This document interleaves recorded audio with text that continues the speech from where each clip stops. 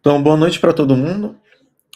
Sou o professor Douglas, essa é a nossa última aula de estrutura de dados. Na aula passada, eu botei lá no slide 3, a gente terminou fazendo uma espécie de playlist do Spotify usando C, que vai avançando de música, etc. E aí eu vou mostrar para vocês aqui que no slide 3, lá no final, eu falei que eu ia colocar o código, né, explicado. E aqui no final, eu coloquei o código todo. Eu coloquei vários comentários aqui, né, a partir do slide 7. E se quiser o código completo para copiar e colar, ele está dentro de um arquivo, lá no link da disciplina, né, que chama Códigos e Links Úteis. Eu vou colar no chat, se quiserem salvar, para ver depois. E lá tem o código para copiar, né, que eu escrevi que eu fui escrevendo no. Deixa eu ver se está certo esse link. Tá. Que eu fui escrevendo no Visual Studio Code. E aí ele está todo comentado, com toda a explicação que eu dei na aula passada, eu comentei no código. Mas a gente vai ter que voltar para ele, porque ficou faltando uma coisa. E aí eu vou revisar também, para quem não estava aqui, aí eu vou dar uma revisada e a gente vai avançar.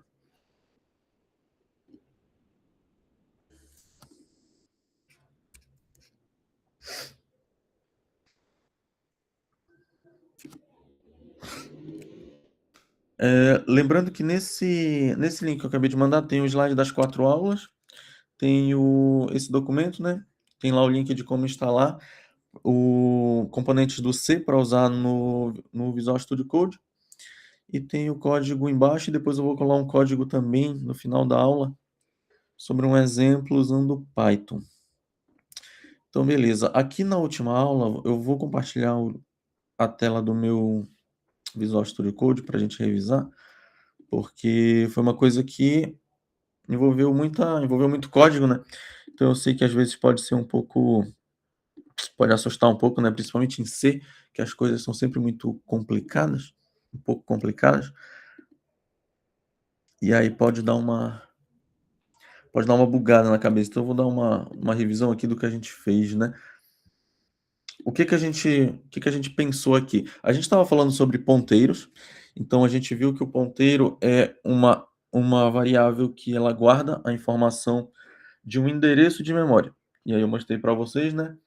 Eu falei do exemplo do carteiro, que o carteiro é como uma espécie de ponteiro, ele guarda o endereço de uma casa, e ele sabe onde fica aquela casa, mas ele não sabe o que que fica dentro daquela casa. Então ele guarda só o endereço da memória, ele não guarda o que tem dentro lá do lugar. Então a gente foi simular aqui como se fosse uma playlist do Spotify. A gente vai criar 3 variáveis para armazenar 3 músicas e elas vão passando de uma para outra, né? Então a gente criou aqui uma struct chamada música para ser um molde de música. E esse molde aqui, ele comportou duas coisas. Ele comportou aqui o nome da música, que a gente criou um vetor de caracteres, que é a forma como o C entende string, né? A gente tem que criar um vetor de caracteres, então char, a gente dá um nome para o vetor, a gente deu 50 posições para ele, e aqui dentro a gente vai guardar a música, o nome da música. E outra coisa que a gente vai guardar junto do nome da música vai ser um ponteiro que vai apontar para a próxima música, que vai ser tocada na playlist da música. Então, essas duas coisas, né? Nome da música e apontar para a próxima. Então, aqui dentro a gente criou uma variável para a música 1, para a música 2 e para a música 3. E usando aqui esta biblioteca para lidar com string que a gente importou desta última biblioteca aqui, a gente consegue dar nome, né? A gente puxa aqui pelo nome e a gente dá para o nome, para o primeiro, para o M1, né? Para a variável M1, a gente botou essa música aqui. Para a variável M2, a gente deu esse nome aqui. Para a variável M3, a gente deu este nome aqui. E a parte mais importante dessa primeira parte é a gente olhar os apontamentos, né? Que é o que faz sentido quando a gente está estudando sobre ponteiros. Então, para a gente saber qual é a próxima música da playlist, a gente cria um ponteiro que está para o endereço da memória da próxima música. Então, a gente tem aqui, ó, o M1 ponteiro próxima, ele vai receber o endereço de memória da segunda música. A segunda música vai receber o endereço de memória da terceira música, e a terceira música vai receber um endereço de memória nulo, vazio, que é quando a playlist vai se encerrar. Então vai tocar a música 1, como ele sabe que é para tocar a 2, porque ele está apontando para onde está a 2, que está apontando para onde está a 3, e a 3 está apontando para o endereço vazio, que é o fim da playlist. E aqui a gente criou um outro ponteiro, que a gente vai usar esse ponteiro aqui para ele navegar entre as músicas, como se ele fosse a gente mesmo ouvindo a música ali, né? A playlist ela tem que começar de algum lugar. Ou seja, ela tem que começar da primeira música. Só que não tem nenhum apontamento para a primeira música aqui. A música 1 ela já está apontando para a segunda, mas ninguém aponta para a primeira. Então ele não sabe como começar. Então é por isso que teve essa linha aqui. Para a gente criar um ponteiro auxiliar que ele está apontando para o endereço da primeira música, o endereço da M1. Então isso daqui aponta para M1 e a partir daqui ele dá o start. E aí a gente está simulando esse start de música, ou seja, de ir tocando, a gente criou um laço de repetição, né? A gente criou um while. Então bem aqui a gente criou um while. Boa noite para quem está chegando. É só para avisar que eu estou só revisando o código que a gente viu na aula passada, né? Estou passando aqui de novo linha por linha só para lembrar. E aí a gente já vai avançar, que faltou uma questão aqui. Então, depois de criar este ponteiro auxiliar, que é o que vai navegar pelas músicas, ele aponta para a primeira música para dar play a partir da primeira música, e agora ele vai criar um laço de repetição aqui para ir saltando da primeira para a segunda, da segunda para a terceira, da terceira para o nulo, e aí a playlist acaba porque acabou a música. Então, o que ele está fazendo aqui? While, né, que é a estrutura de repetição, enquanto o ponteiro auxiliar, que foi o que a gente acabou de criar, for diferente de nulo, ou seja, enquanto ele não cair lá no endereço nulo, ele vai ficar rodando isso aqui, ou seja, ele vai pular de música em música.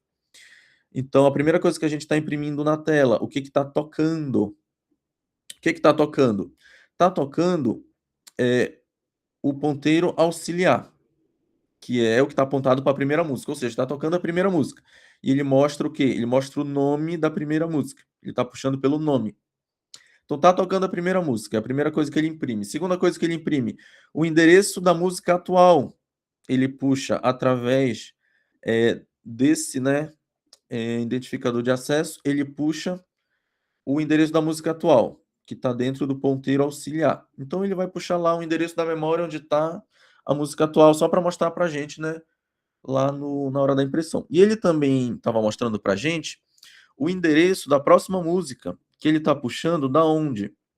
Ele está puxando do ponteiro auxiliar, que é música 1, e aí puxando da próxima, que é o ponteiro que aponta para outra, né? Lembra que a música 1 aponta para a segunda música.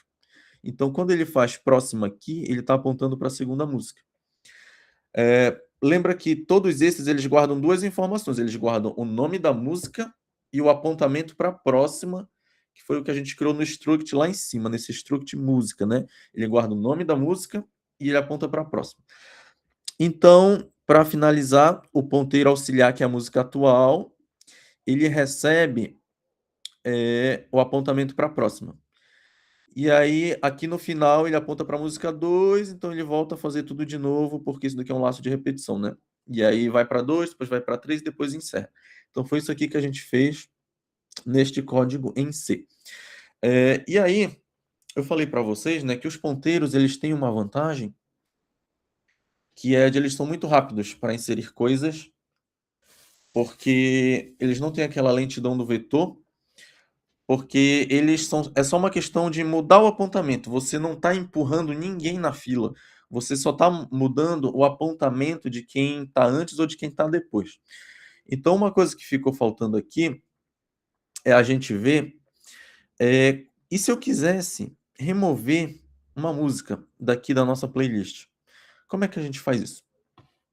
Aí eu vou escrever aqui e depois eu vou também colocar essa parte lá no slide, tá?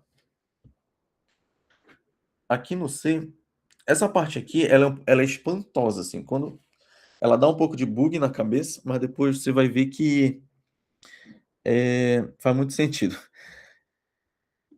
Aqui no final, o que que eu vou fazer, né? Antes do return aqui, a gente quer, o que que a gente quer? Que a gente quer deletar a música 2. Primeiro só para separar aqui, eu vou imprimir uma mensagem,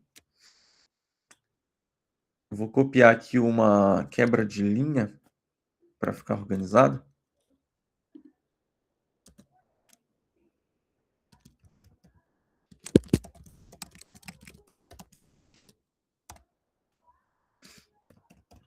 A gente vai deletar a música 2. Vocês acreditam que para a gente deletar essa música 2, basta a gente fazer o seguinte: próxima, M1 próxima, ou seja, estou pegando daqui, ó, M1 próxima, recebe, M2 próxima. Para deletar a segunda música da playlist, basta fazer isso daqui. Aí, nesse momento, dá aquele bug na cabeça. Como assim isso daqui deletou a segunda música? O que está acontecendo agora se eu imprimisse isso daqui? Ele vai tocar a primeira e ele vai pular para a terceira. Por que que isso daqui acontece? Lembra que isso daqui está guardando duas informações. Ele guarda o nome da música e o apontamento para a próxima. Então, esse M1 próxima, ele está apontando para a segunda música. Tá bem aqui, ó. Ele está apontando para a segunda música. Tá aqui, ó. M1 próxima está recebendo o endereço da segunda música. Ele está apontando para a segunda música. A partir do momento que eu faço ele receber M2 próxima, ele não está mais apontando para a segunda música. Ele está apontando para onde a M2 próxima está apontando. Para onde a M2 próxima está apontando? A M2 próxima, ela está apontando para o endereço da terceira música. Então, quando eu faço M1 próxima receber o apontamento da M2 próxima, eu estou fazendo a M1 próxima receber o endereço da terceira música, porque ele está pegando o apontamento da segunda. Como a segunda aponta para a terceira, a gente está pulando a segunda. É isso que está acontecendo aqui. Então, é isso que às vezes dá um bug na cabeça da pessoa. Ponteiro, acontece um pouco isso com ponteiro, né? Porque você tem que entender que aqui ele tem duas coisas. Ele tem o nome da música e ele tem um apontamento. A gente não está mexendo no nome da música. O nome da música é isso aqui, ó. A gente está mexendo no ponteiro da próxima. Então, só de você fazer M1 recebe M2 próxima, você já exclui a segunda. Só que esse excluir aqui, ele é uma exclusão, igual eu dei o exemplo para vocês do HD externo. Para quem não estava aqui na aula passada, eu falei para as pessoas, você já se perguntou como que a gente consegue excluir um arquivo de um HD externo e depois recuperar esse arquivo? A gente consegue isso porque quando a gente exclui um arquivo do HD externo, ele exclui o ponteiro que estava apontando para o endereço de memória de onde estava aquele arquivo. A gente apaga o ponteiro, mas o arquivo continua lá. O arquivo só some quando você copia um outro arquivo em cima do HD. Aí ele some. Então acontece a mesma coisa aqui. A segunda música, ela não sumiu da memória. Eu só mudei o ponteiro dela. Que antes essa daqui estava apontando para a segunda, agora ele está apontando para onde essa daqui estava apontando, que é para a terceira. Então, a segunda música, o segundo ponteiro, ele continua armazenando um valor de memória. Nas linguagens modernas, como JavaScript, Python, Java, etc., existe algo chamado Garbage Collector, que é um coletor de lixo automático. Então, quando ele percebe as linguagens modernas que tem um endereço de memória que tinha algo lá dentro, que agora eu não apaguei o que tem dentro, né? Eu apaguei o ponteiro, mas não tem mais ninguém usando o que tem ali dentro, as linguagens modernas elas apagam o que tem lá dentro automático. Aqui no C, você tem que mandar um comando para ele apagar, se não dá aquele problema de vazamento de memória. Tem assunto sobre isso lá no EAD, que é aquele comando free, etc. Então, ficou claro aqui que basta fazer isso daqui para escolher a segunda música. Só que se eu quiser imprimir agora para mostrar que a segunda música ela foi apagada, eu tenho que meio que repetir isso daqui, só que não exatamente assim. Eu tenho que criar um ponteiro novo, senão vai dar erro. Então é o que eu vou fazer agora, só para a gente imprimir, para a gente ver como a música, como a segunda música ela sumiu. Então eu vou repetir, eu vou criar um, nossa, tá fazendo automático. Eu vou criar um ponteiro chamado player. Ele vai funcionar exatamente como esse daqui, o ponteiro auxiliar. Ele só vai percorrer de novo. Eu só estou trocando de nome porque tem que criar de novo, senão dá erro. Então eu vou fazer ele receber o endereço do M1, ou seja, começar tocando pela primeira música. Eu tenho que dizer de que tipo é esse ponteiro. Ele é do tipo struct música.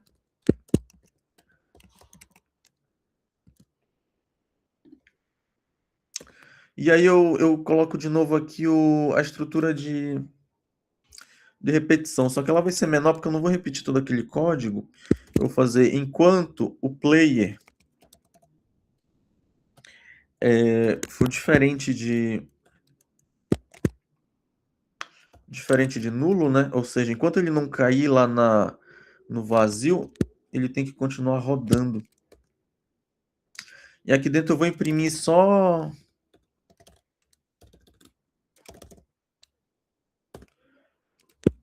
Eu vou imprimir o que está tocando.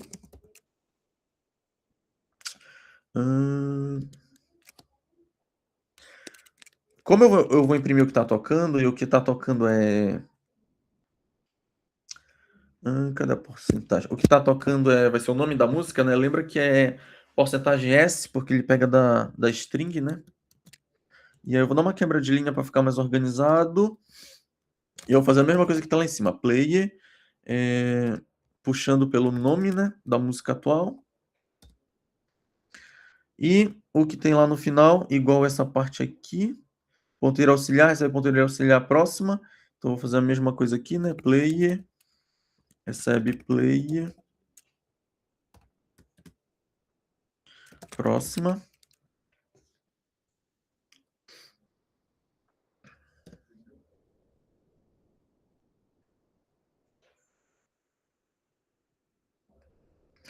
Deixa eu ver se tá tudo certo. Acho que é isso. Vou dar play aqui.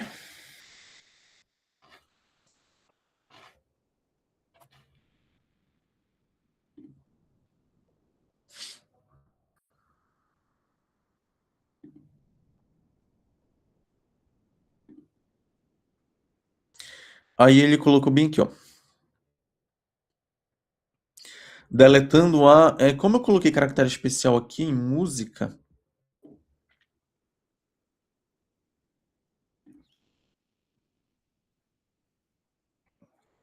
Já aceitei, já.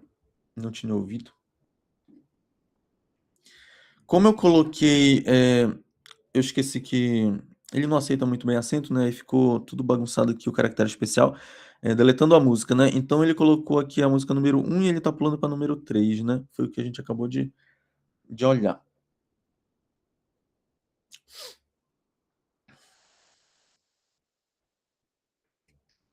Então essa daqui é a forma que a gente usa para remover a segunda música, né?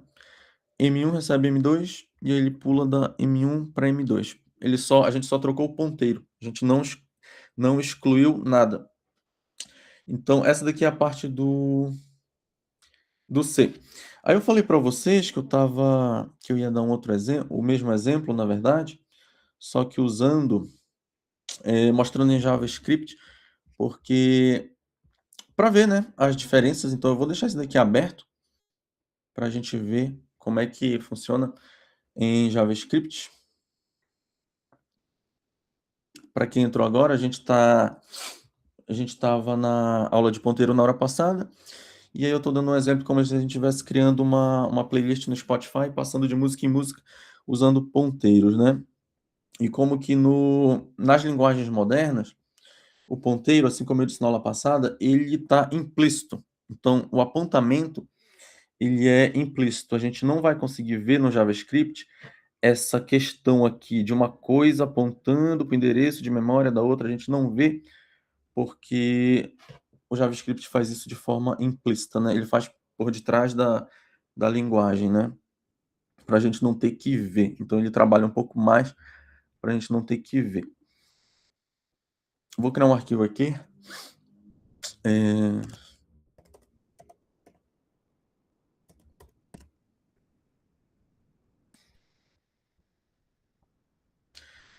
Aqui no JavaScript,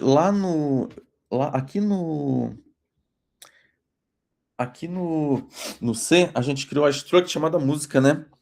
Isso daqui foi uma forma da gente tentar emular os objetos no JavaScript. Porque é muito fácil você trabalhar com objeto no JavaScript, porque ele já dá o nome e ele já pode referenciar um atributo da próxima. Então, eu vou criar aqui as três variáveis de música 1, música 2 e música 3. Eu podia fazer variável com let no JavaScript. Quando você escreve let alguma coisa, nome da variável, né? E dá um nome para se armazenar na variável, ele armazena aqui dentro. Mas existe no JavaScript, para quem não conhece a sintaxe da linguagem, né? O let é usado para criar variável, o var também é usado para criar variável, mas o let é mais moderno, porque ele dá menos bug em algumas situações. O var ele já está ficando um pouco para trás, então a gente usa let para criar variável. Só que existe também aqui no JavaScript como você criar uma constante, que é const. Quando você escreve const, você está criando algo que não dá para ser alterado. Então, se eu tentar vir aqui e colocar nome recebe e tentar dar outro nome aqui, ele não consegue alterar porque isso daqui é uma constante, não é uma variável. Então, eu vou criar no formato de constante, que é uma forma moderna de fazer, para depois, para a gente não... Quando você se acostuma a fazer dessa forma, é claro, você não pode manipular um dado que vai mudar colocando constante. Eu estou colocando constante aqui, pensando que a gente não vai mais mexer no nome da música posteriormente. Então, eu vou criar usando constante. M3, música M3, aí eu vou criar um objeto aqui. Ele vai ter esse objeto, né? Eu abro chave. Ele vai ter o atributo, ele vai ter dois atributos, né? Quando você cria um objeto em JavaScript, você consegue adicionar atributos e métodos, né? É igual no Java. A gente vai ter só dois atributos. O que seriam atributos da música? Seriam características da música. Então, por exemplo, um atributo da música, nome da música, tamanho da música em minutos, né? Gênero da música. Dá para botar vários atributos na música, mas aqui a gente só quer fazer esse esquema de playlist, então a gente só vai trabalhar com o nome dela, só para ele aparecer o nome da música para a gente saber que música que é. Então, atributo nome, ele vai receber... eu vou escrever exatamente como estava lá, tá? Eu estou botando aqui som 3 e não música 3, que não era para confundir com a struct de música, né? Então a gente adotou esse padrão de botar som 1, som 2 e som 3, para não confundir com a struct música, porque se eu botasse música 1, música 2, podia confundir. Então eu vou seguir o mesmo padrão, tá? Som 3. Eu peguei um som aleatório aqui, tá? Uma música aleatória. Então, dei um nome aqui para a música 3, Breaking the Habit. E aí, aqui, depois da vírgula, eu já consigo criar o próximo atributo, que vai ser do apontamento. Então, o próximo atributo ele é como se fosse o ponteiro. Eu não preciso nem dizer, fazer aquele apontamento todo, eu já consigo, aqui no atributo, próprio atributo, ele já vai como se ele estivesse apontando. Então, o JavaScript ele faz um apontamento implícito. E eu estou apontando para o endereço vazio. da música 3. Por que que eu estou começando da música 3? Por que que eu não estou fazendo igual esse daqui, que eu criei o 1, depois o 2, depois o 3 aqui? É porque no JavaScript, quando a gente cria um objeto, eu não consigo apontar para algo que não existe. Então, se eu criasse aqui música 1 e tentasse fazer um apontamento aqui para música 2, esse música 2 ele não existe. Então ele não ia dar erro, porque ele ia estar apontando para algo que não existe. Então a gente faz de trás para frente. A gente primeiro cria a música 3. Deixa eu só ver aqui uma coisa. Se tem alguém na fila, não?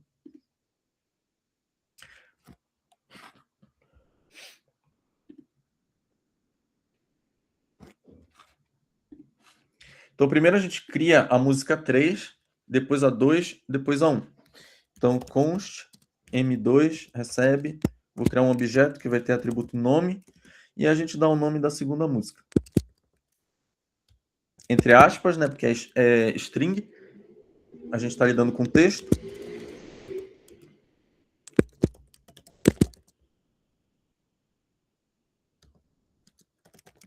E ele vai apontar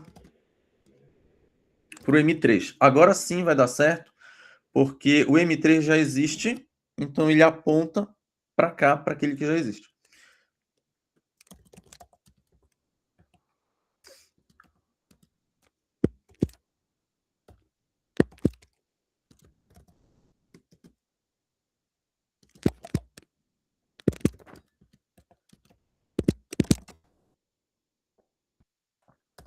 E por fim, a última aqui, o ponteiro, entre aspas, né, que é um atributo aqui do objeto, ele vai apontar para o 2, né?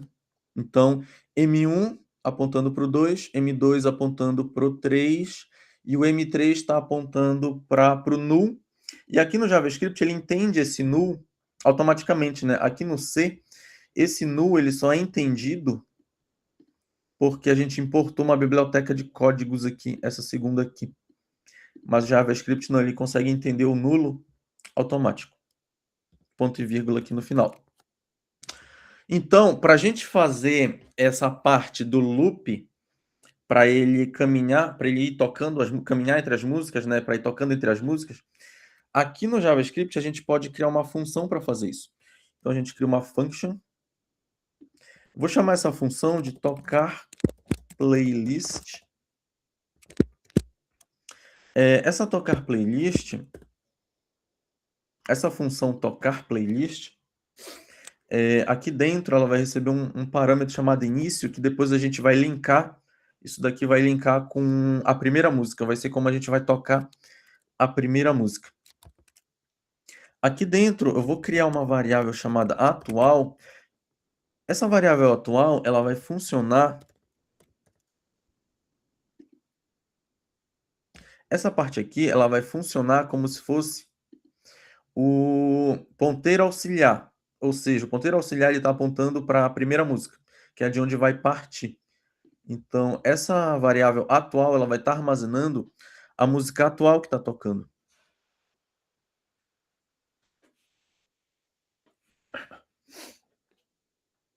E aí, o próximo passo. Agora a gente vai ter também um while aqui. Eu vou imprimir aqui no JavaScript, para a gente imprimir algo aqui no console. Como a gente está dentro do Visual Studio Code, tem esse código aqui que chama console.log. Não se preocupem tanto com sintaxe, tá? Como eu falei, assim como não era para ser uma aula de C, também não é para ser uma aula de JavaScript, mas eu estou usando JavaScript porque é interessante ter contato com linguagens diferentes, mas aqui a gente tem que entender a lógica por trás, né? Ou seja, o uso de ponteiros, daqui a pouco a gente vai conectar com listas e filas, tá?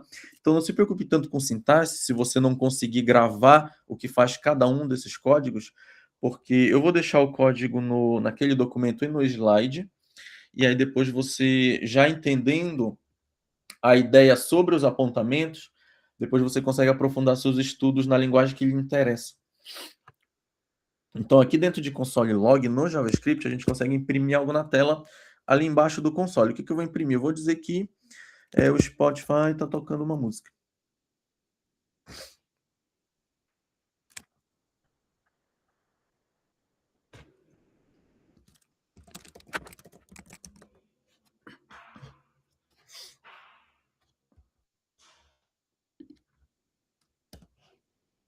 É só para imprimir faltou um i aqui. É só para imprimir mesmo para separar as coisas quando eu for testar ali embaixo, para não ficar muito junto. Então aqui agora a gente vai criar o mesmo laço de repetição que a gente tem aqui, e esse laço while, né, para quem já estudou um pouco de linguagem de programação, sabe que ele existe em praticamente todas as linguagens de programação modernas. Então aqui no JavaScript não vai ser muito diferente de como está escrito lá. A gente faz while, então enquanto atual, dentro da atual vai ser armazenado a música atual, né? Então enquanto a música atual for diferente de null, só tem uma diferença daqui para o C. Enquanto no C o diferente é exclamação igual, aqui no JavaScript vai ser exclamação 2 iguais. Por quê? Porque isso aqui no JavaScript é atribuição, né, igual a gente fez aqui em cima. M2 recebe isso aqui. Então, 1 igual é símbolo de atribuição no JavaScript. 2 iguais, aí sim é igual. Então, isso aqui é igual. 1 igual só é atribuição, 2 iguais significa igual. E aí, quando bota aqui esse símbolo, né, a exclamação, isso aqui vira diferente. Isso daqui é de algoritmo, né, e lógica computacional. Se vocês estudaram a disciplina, né? Então, enquanto o que está dentro da variável atual for diferente de nulo, ou seja, enquanto ele não cair lá no nulo, faça isso daqui. O que ele vai fazer? Ele vai imprimir console.log, ele vai imprimir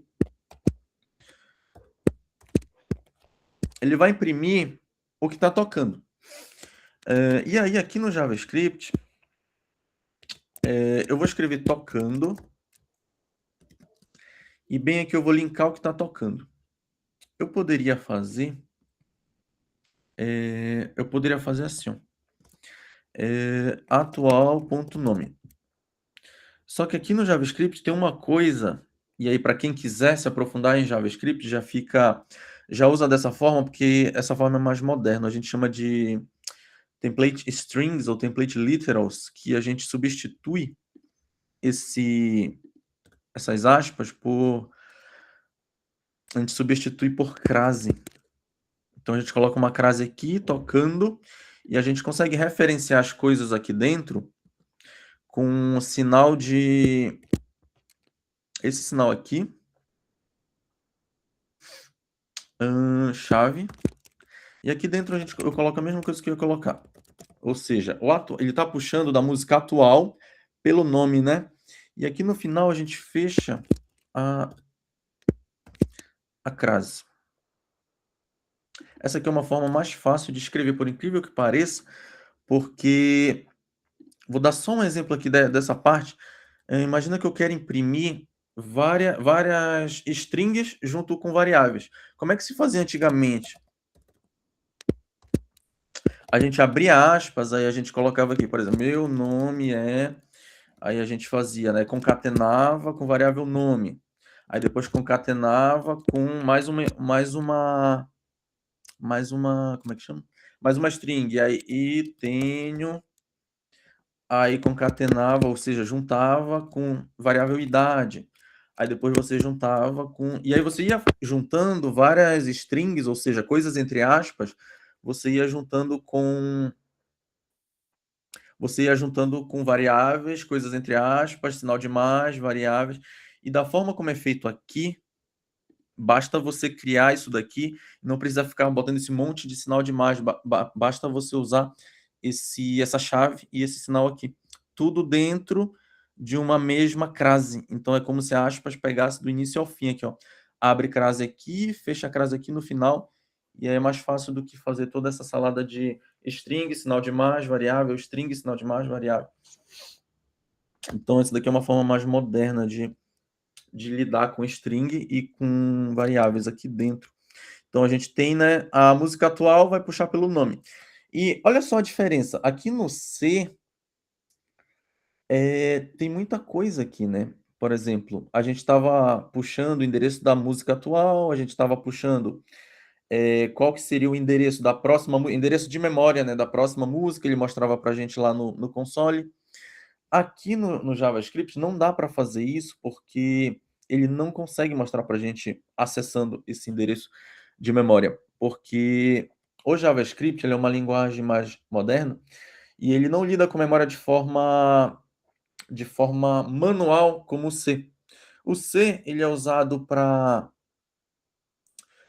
gerenciar a memória de forma muito melhor. E então, quando você vê o que tipo de coisa se faz com C, hoje em dia no mercado, você vai ver que são coisas, por exemplo, existe um marca-passo lá da medicina, que precisa ter um sisteminha dentro dele, que tem pouquíssima memória, mas ele tem que funcionar rápido, etc. É com C que programa.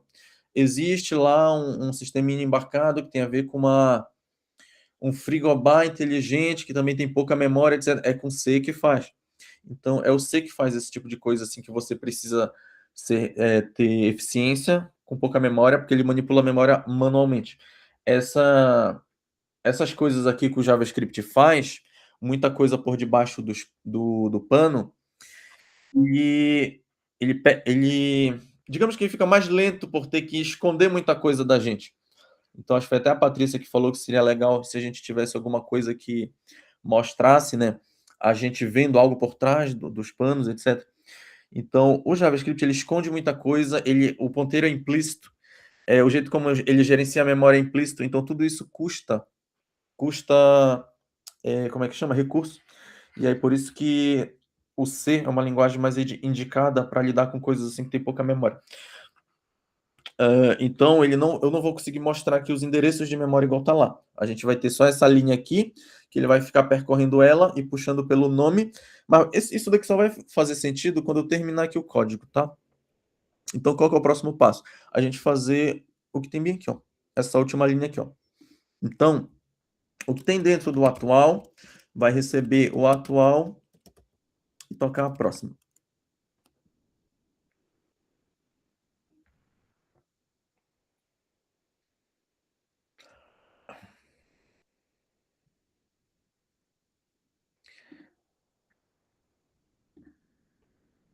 E aqui eu posso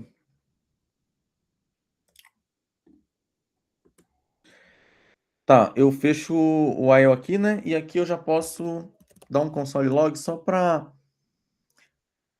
organizar. Só para organizar, eu vou dizer que aqui é o fim da playlist.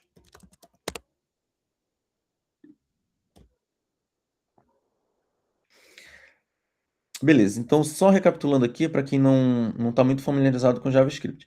Criamos objetos para armazenar os nomes e o apontamento para a próxima. Criamos uma função para tocar essa playlist. Essa função, ela tem um parâmetro chamado início, e ela tem uma variável chamada atual, que vai armazenar a música atual. E essa música atual, enquanto ela não cair na parte que está sem memória, ela vai ficar passando para as outras músicas, né? Música 1, 2, 3. Só que aqui a gente precisa dar um start nisso daqui. A gente precisa tocar essa playlist. Quando você cria uma função, para você chamar uma função, você tem que escrever aqui no final, né? Você tem que tocar essa playlist aqui, ou seja, tem que chamar essa função. Então, tocar playlist. Quando eu executar isso daqui, ele vai tocar a playlist. E aqui, a gente colocou dentro de tocar a playlist o parâmetro início, porque aqui dentro a gente vai botar de onde ele vai iniciar. E é nesse momento aqui, na hora que a gente chama essa função, aqui dentro do parênteses, a gente diz para ele de onde a gente quer que inicie. Eu quero que inicie da música 1. Então, se tudo der certo.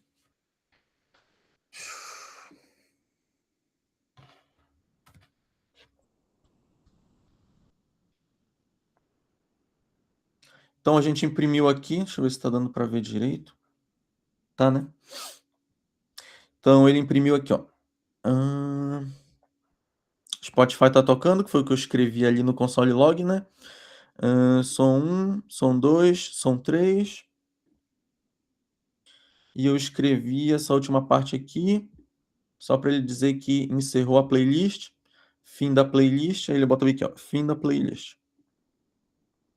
E essa parte aqui, Spotify está tocando, né, que é essa parte bem aqui, ó, Spotify está tocando. Eu botei só por uma questão de organização. Então, vamos comparar aqui, ó. Esse código aqui tocou as 3 músicas, ó.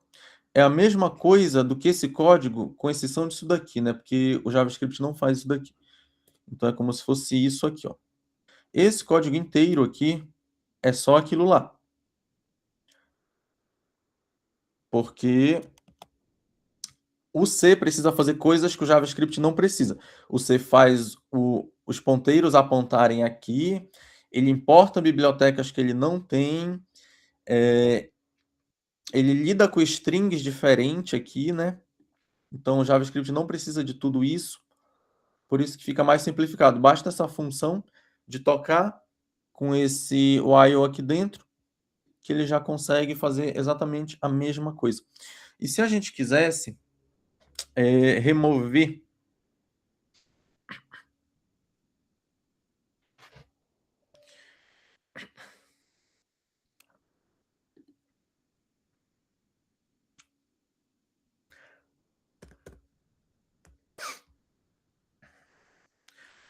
o remover aqui se a gente quisesse remover, a gente faz a mesma coisa que a gente fez aqui, ó. M1, próxima, M2, e aí você consegue. Ai, caramba, apertei uma tecla aqui.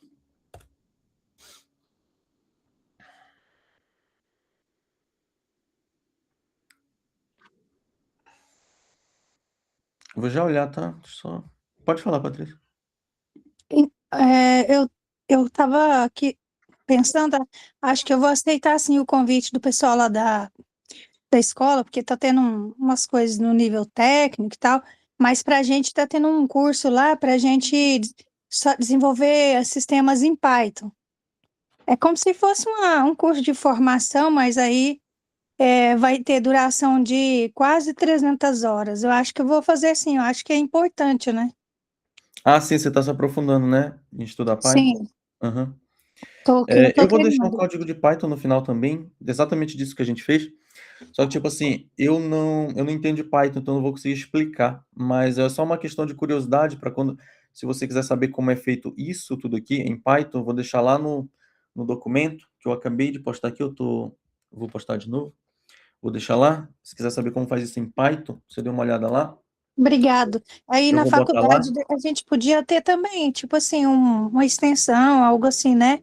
Em Aham. Python para fazer, porque hoje em dia está sendo muito Eu não sei se ainda tem, é usado, porque né? eu confundo as turmas, né, eu não sei se ainda tem alguma disciplina para frente que vai ensinar Python. Python é uma coisa que eu vou começar a aprender também, porque eu estou fazendo mestrado e lá tem uma disciplina chamada aprendizado de máquina, então que envolve inteligência artificial.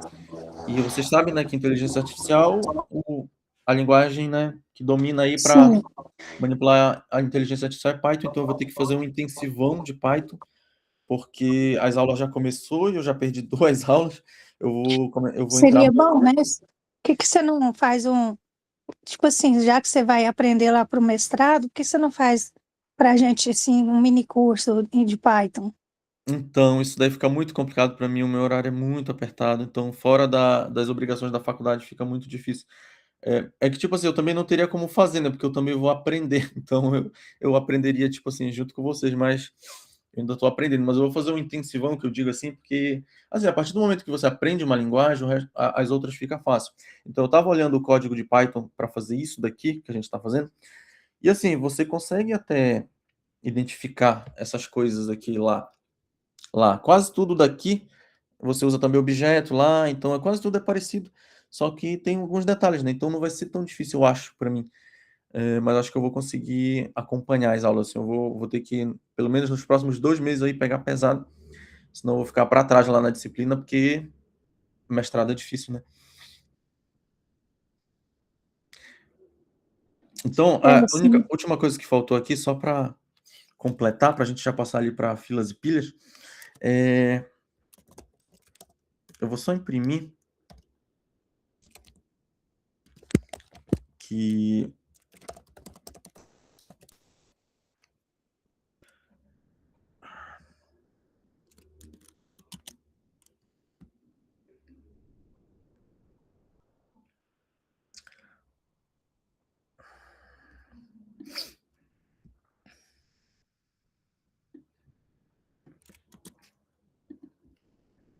hoje em dia no mercado, né, quem quer trabalhar com back-end tem que ir para C Sharp, Java ou Python, né? Não tem jeito. E aí quem quer trabalhar com front-end vai para JavaScript. É assim, quando eu fiz mestrado, eu fiz trabalho de campo na aldeia, lá na Amazônia, Você lá fez nos pés. mestrado em quê? Eu sou mestre em antropologia no âmbito da etnologia indígena, Ah, tá. mas, enfim, depois fui fazendo muitas coisas, sabe?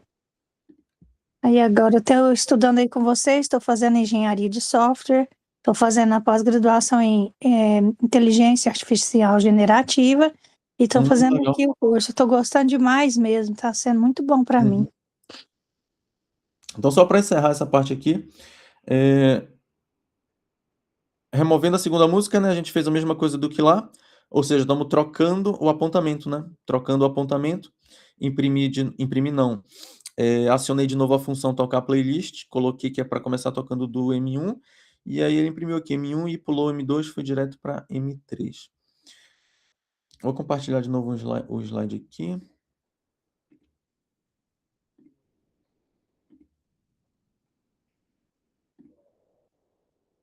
Então, a gente chegou nessa parte aqui, que é a parte de filas e pilhas. Então, a primeira coisa que a gente vai ver aqui é o conceito de fila.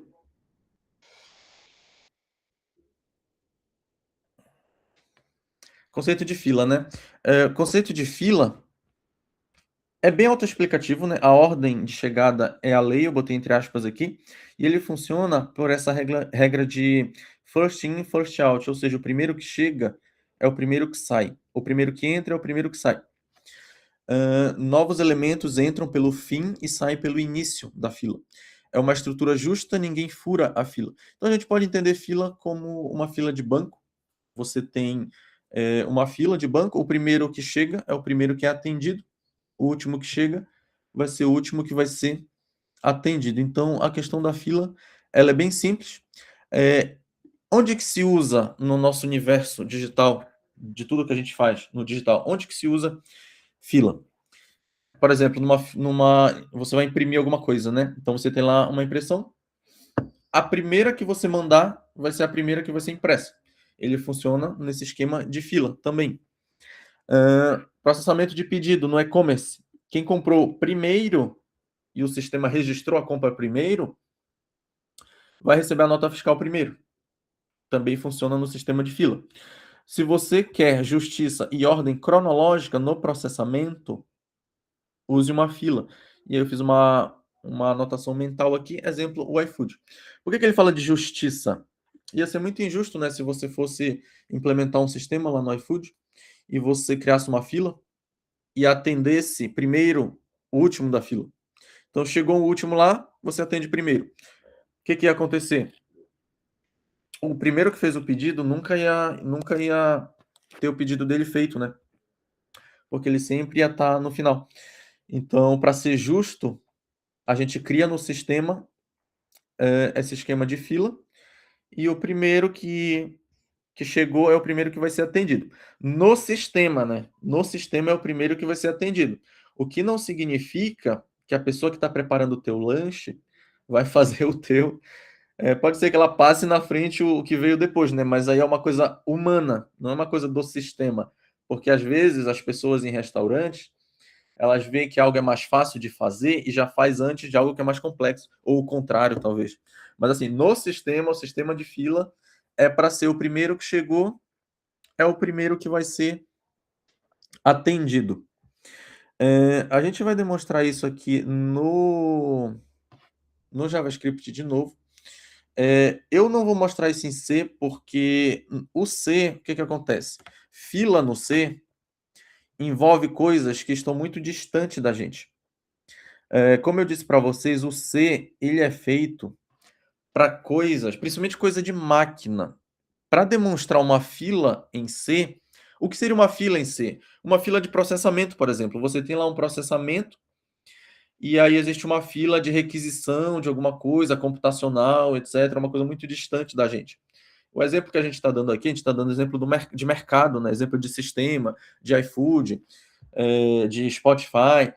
Então, eu não vou mostrar isso em C porque é muito complexo, assim, não faz muito sentido. Então, a gente vai pegar exemplos de JavaScript que faz mais sentido com o que a gente vê no nosso dia a dia aí no mundo do que a gente faz, né? Na verdade, a gente já até trabalhou com fila aqui no. Deixa eu ver se está aparecendo para vocês. Não, né? A tela. A gente já trabalhou com fila, na verdade. Fila nada mais é que uma lista que também é um vetor. Então, criando um vetor ali, você está criando uma lista, uma fila.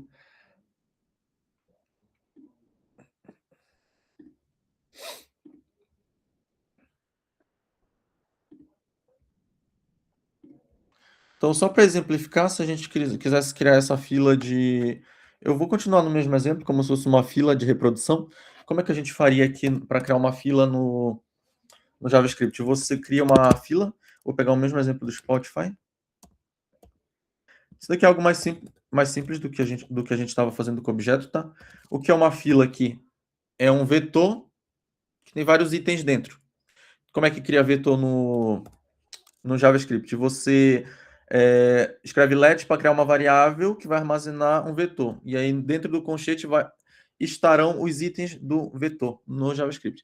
Então, eu vou falar aqui que é música 1, vírgula, música 2.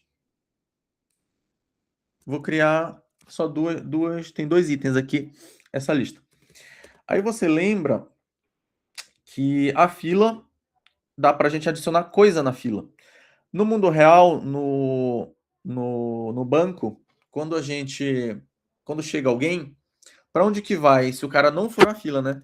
A gente está imaginando aqui uma fila normal, não é uma fila de que alguém vai conseguir furar a fila.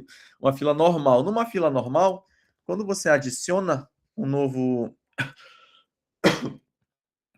item na fila, para onde que vai esse novo item? Ele vai para o final da fila. Então, toda vez que eu for adicionar algo em uma fila, ela tem que ir para o final. E como é que adiciona algo no final de um vetor no JavaScript? A gente já viu isso na aula passada, a gente usa uma função que chama push. E aqui dentro aqui no parâmetro, a gente coloca a música que a gente quer adicionar. Então, eu vou botar tipo música 3. Então, fazendo aqui o fila Spotify.push, eu estou adicionando música 3 no final da fila. Então, se eu fizer console log,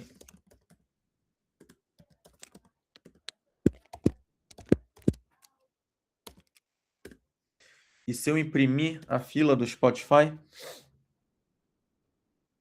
ele vai mostrar o quê?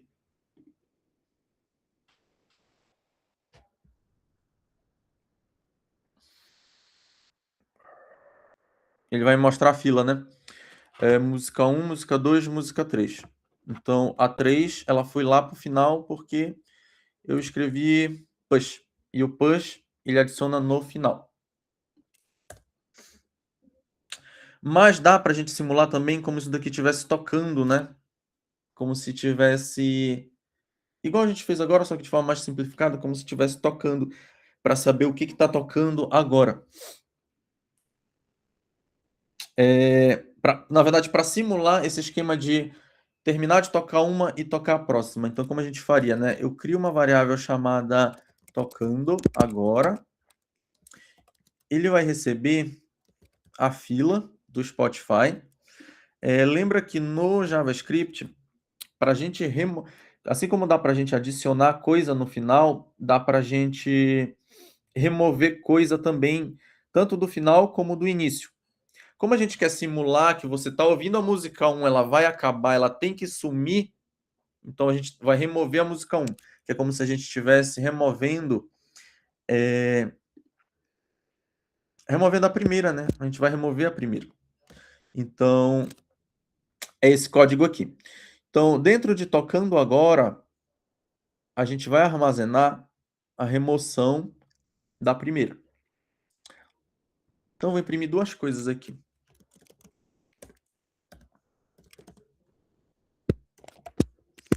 Eu vou imprimir o que está tocando agora.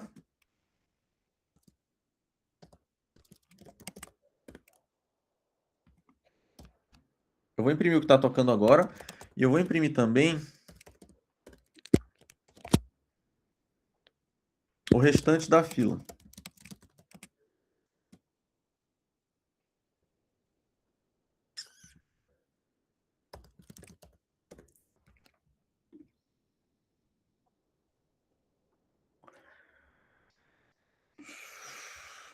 O que ele vai me mostrar aqui?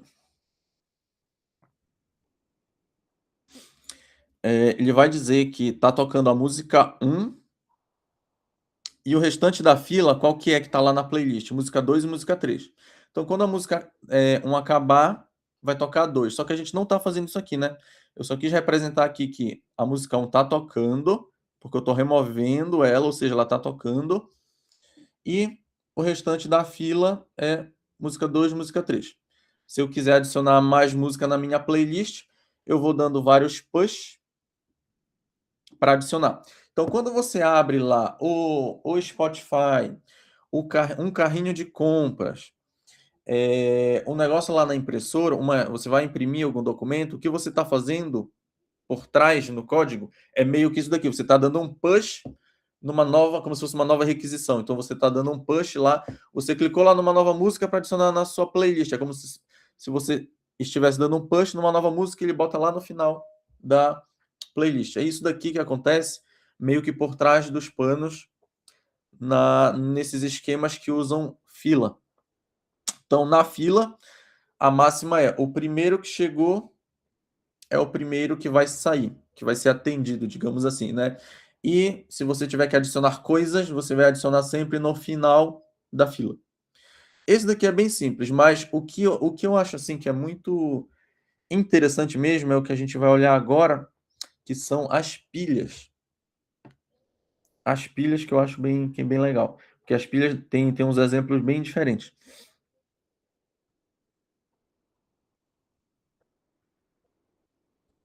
Exatamente, né? O Jânio botou lá o pop para desempilhar. O pop ele tira lá do final. Que é o que a gente vai olhar agora. O pop a gente usa bastante agora. A gente vai usar o pop na pilha.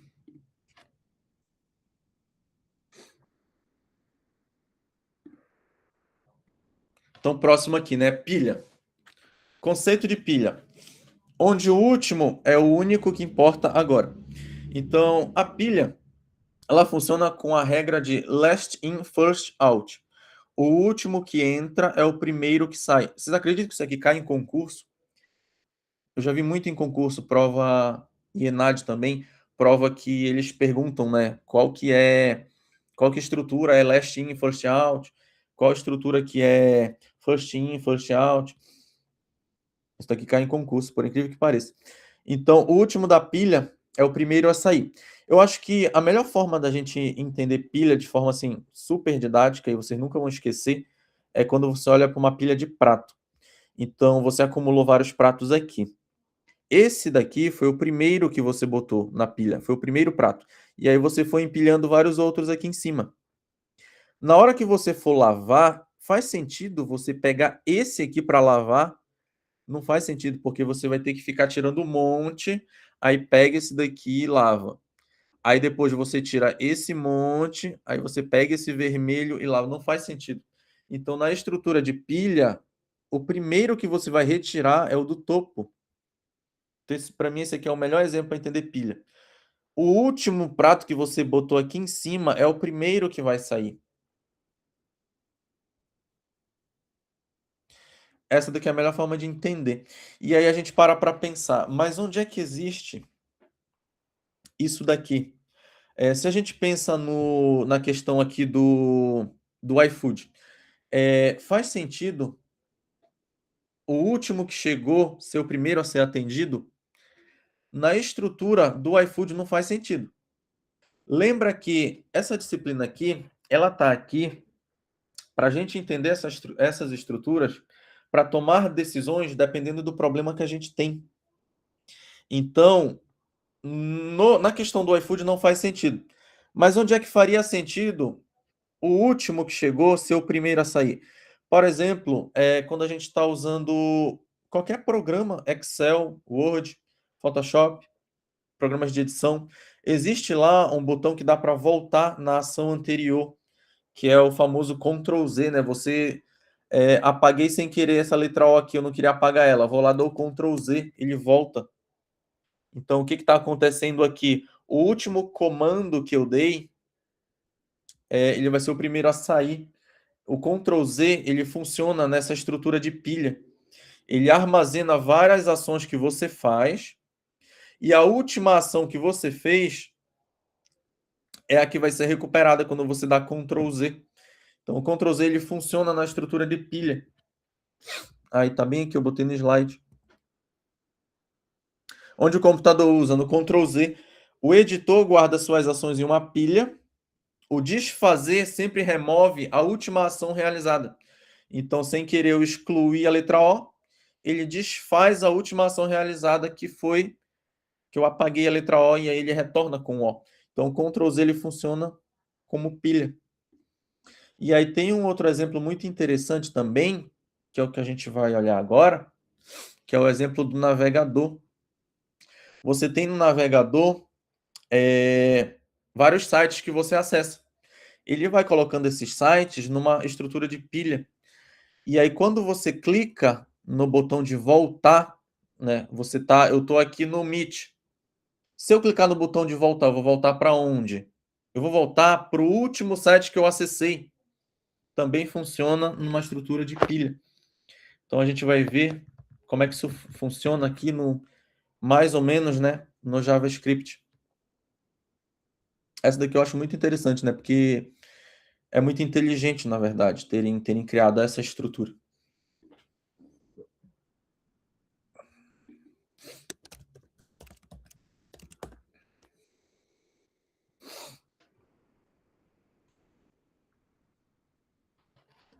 E a pilha, assim como as outras linhas, porque a pilha também é uma lista, tá? Ela é uma lista, ela só funciona diferente, mas ela é uma lista. Deixa eu compartilhar o...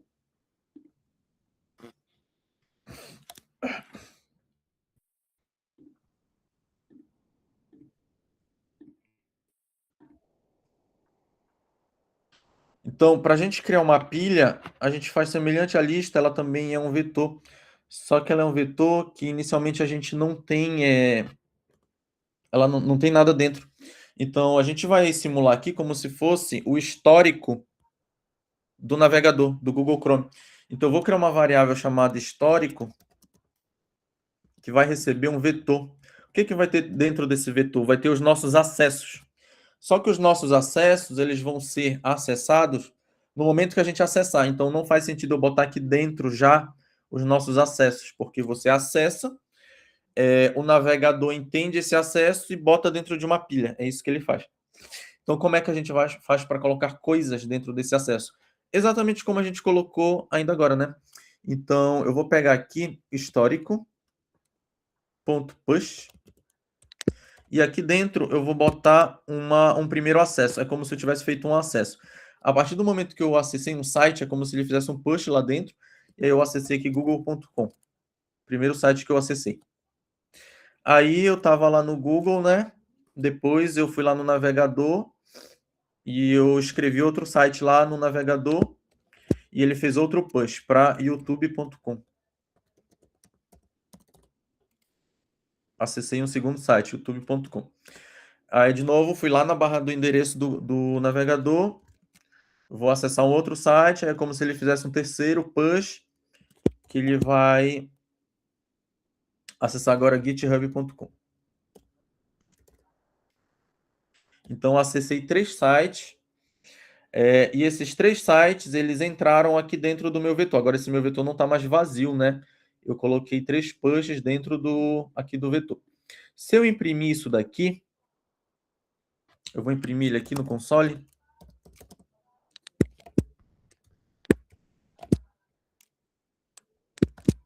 Vou chamar de pilha atual, que é essa pilha. E eu vou imprimir o quê? Vou imprimir o histórico, né? Que ele vai puxar aqui de dentro, que já está, como é que chama? Já está alimentado.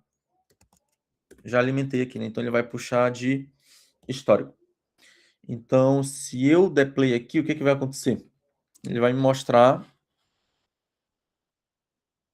Eu esqueci de limpar aqui para ficar mais organizado, mas ele está mostrando aqui, né? Google, YouTube, GitHub. Então esse é o meu histórico. Ok. Aí imagina que o usuário ele vai clicar em voltar. Como é que a gente pode meio que simular que ele está voltando? A gente vai colocar esse voltar igual a gente fez aqui, ó, como se ele estivesse tocando, né? Esse voltar, a gente vai botar dentro de uma variável, a gente vai botar a página anterior.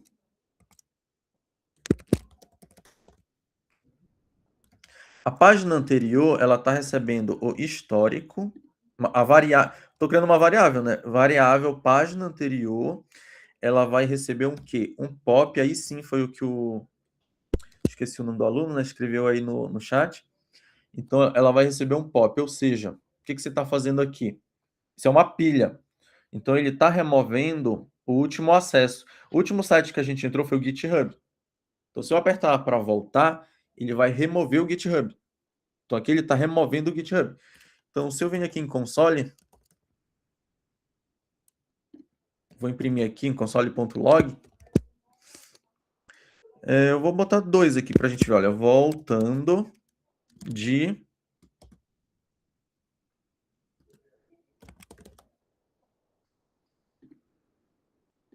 página anterior. Voltando de página anterior. Ele vai capturar para mim o que está aqui dentro. O que está aqui dentro? Quem a gente tirou por último. E aí, console.log.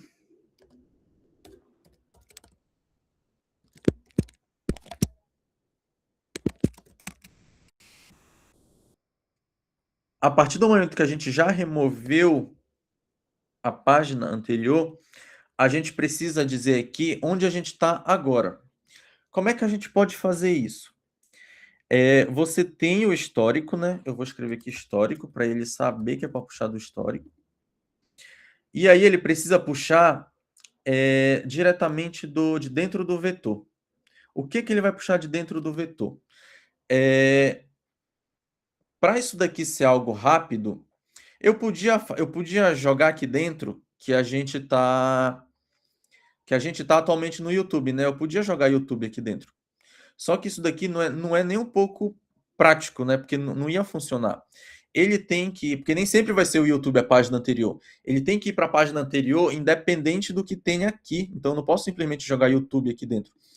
E como é que dá para fazer isso? A gente pode fazer assim, ó. Você pega histórico. Eu quero saber, eu vou pegar o tamanho do histórico, ou seja, ele vai saber qual é o tamanho do histórico. Aqui no JavaScript tem um código que é length.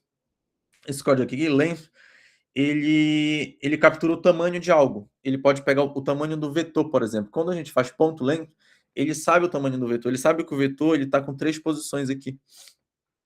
Ele tem 3 coisas aqui dentro. Ele sabe, né? Que é 0, 1, 2. 2 índices, né? Mas ele tem 3 coisas aqui dentro. 1, 2, 3. Então, ele pega o histórico, ponto length, ou seja, o tamanho, e o que ele vai fazer? Menos 1. Faz sentido? Você pega o tamanho e reduz 1. Então, reduzindo 1, você sabe que vai ser sempre o que está antes do que você acabou de voltar. Então, ele sempre vai voltar para o menos 1, né? Ele pega o que estava antes e subtrai 1. Então, quando a gente imprime isso daqui, o que ele vai mostrar para a gente?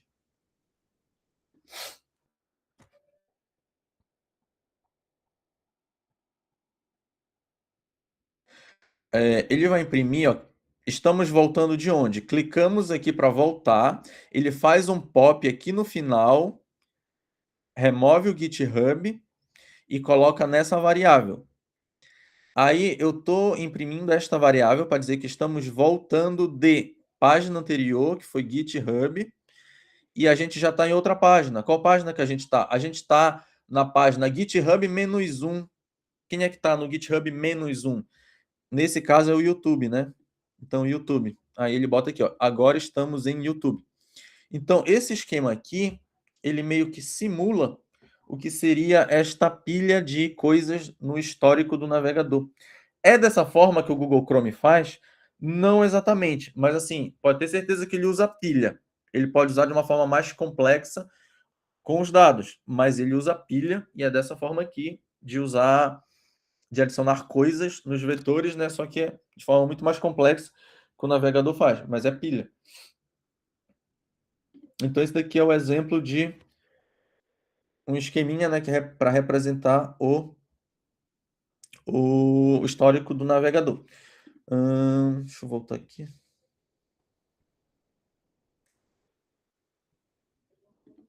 Então, vocês percebem que o objetivo da disciplina, o que a gente viu na disciplina? Lá na primeira aula, a gente viu como funcionava a variável em memória e como ela se comporta dentro do C. Depois a gente viu como o C pega essa memória e ele consegue manipular para lidar com vetores, ponteiros. A gente viu a vantagem de usar vetor, né, que o vetor consegue fazer busca muito rápida, mas ele não é tão eficiente assim para inserir coisas na frente, que ele empurra tudo, né? Algo mais eficiente para resolver esse problema de inserir coisas é o ponteiro, que ele só faz apontar e tudo já está tudo no seu lugar. A gente viu também que dá para a gente fazer coisas com listas e dá para a gente fazer coisas com pilhas. A estrutura que você vai usar para resolver determinado problema não depende sobre a qualidade dela, tipo, se ela é melhor ou pior do que a outra. Foi uma das coisas que eu falei nas primeiras aulas, né? Não tem essa de se uma coisa é melhor que a outra, depende do problema que você tem que resolver. Você pode ter certeza que em algum momento lá no início da programação, toda vez que alguém foi criar alguma espécie de playlist, por exemplo, alguém teve a ideia de que toda vez que uma pessoa vai criar uma playlist, essa pessoa está criando para o usuário dela vários objetos com nome de música, com gênero de música, com tamanho de música, etc, etc, etc. Mas em algum momento alguém percebeu que se você criar um objeto para cada usuário, vai explodir o teu servidor, porque vai ficar muito pesado. Então alguém teve essa ideia lá atrás de não criar vários objetos, de criar um objeto como se fosse mãe, e depois você só vai apontando de uma coisa para outra, usando ponteiro, né? Que aí é só uma questão de saber onde está cada coisa no endereço da memória, e com isso ele ganhou performance.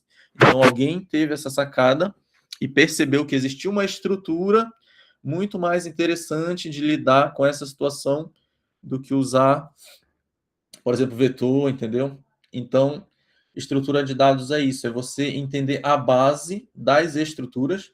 Agora, como você vai implementar a linguagem de programação que você vai usar para implementar, aí são estudos posteriores que você pode fazer. Então, por isso que aqui eu quis trazer em C, porque o C gerencia a memória e a gente consegue ver as coisas apontando umas para as outras, mas eu quis trazer também em JavaScript para a gente ver como isso hoje em dia, nas linguagens modernas, são muito mais feito automático, digamos assim, né? Os apontamentos são implícitos, o gerenciamento de memória é automático, e nas linguagens modernas atualmente é isso. Então, eu vou pegar um código aqui de Python, eu vou... Deixa eu ver se eu boto esse código aqui. É porque eu não... Deixa eu ver se eu crio um código .py aqui. Eu vou botar lá no... música.py.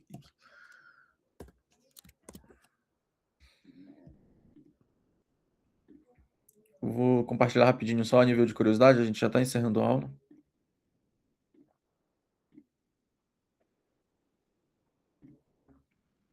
Ele está todo comentado, não foi eu que fiz, tá?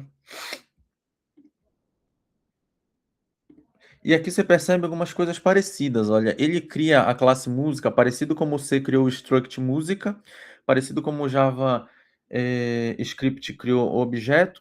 Aqui dentro ele está puxando pelo nome e pela próxima, semelhante ao struct do C também. Aqui ele tá meio que fazendo os apontamentos, né, M3 na verdade ele está fazendo exatamente o que fez no JavaScript, ao contrário, eu acho que no Python deve ter a mesma questão de que não dá para apontar para algo que não está criado, então ele começa pelo M3, depois M2 e M1, e ele dá os nomes e ele dá os apontamentos aqui no final. Achei curioso como é que ele não bota o null, né? Eu acho que ele está botando o null aqui. Não, eu acho que ele, pelo fato dele estar vazio, ele está entendendo o vazio, então não sei. Aqui ele faz a mesma coisa, né? Ele cria a variável atual, só que diferente do JavaScript, não precisa botar let na frente, simplesmente ele só escrever a variável ele já cria, né? Aqui ele está fazendo como se fosse a função, né? Início. A sintaxe é totalmente diferente, né? Diferente, mas dá para a gente identificar, né? Para você ver como Sim, é só com uma questão de certeza. adaptação, né? De costume também. E aqui ele chama a função parecido como eu chamei também lá no JavaScript, né? Você coloca o nome da função e aqui você bota por onde que é para iniciar, né? Aqui. E na hora de remover também é parecido, é a mesma coisa na verdade, porque ele está implicitamente usando ponteiro.